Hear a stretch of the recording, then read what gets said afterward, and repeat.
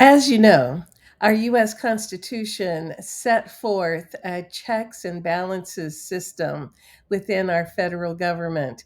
So, our government is set up with the legislative branch, the court system, and the executive branch, and each holds check on each other, along with the fourth branch of government, which is we the people, who check all of them.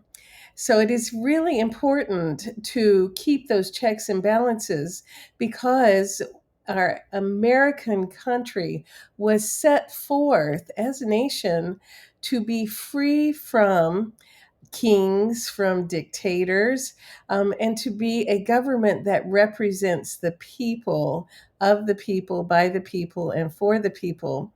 So, when the founding fathers created the Constitution, it needed to be ratified by the colonies. They needed the colonies to buy into this idea of we the people and a government that works for the people and keeps itself in check. So, nobody's going to just roughshod take over the country and set themselves up as a king.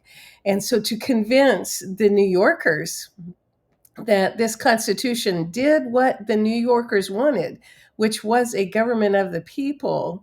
The Federalist Papers were written by Alexander Hamilton, James Madison, and John Jay.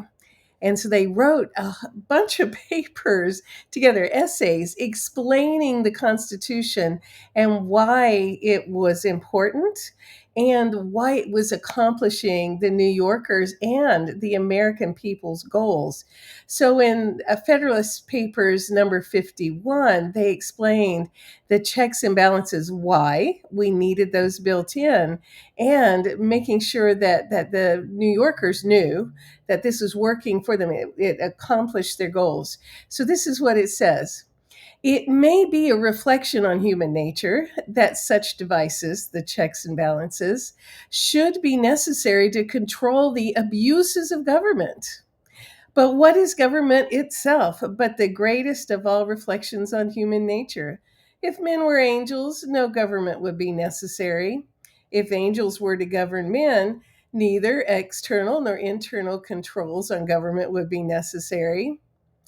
In framing a government which is to be administered by men over men, the great difficulty lies in this: you must first enable the government to control the governed, and in the next place, oblige it to control itself.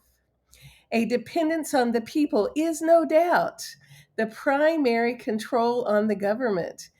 But experience has taught us, mankind, the necessity of auxiliary precautions, that is, the checks and balances.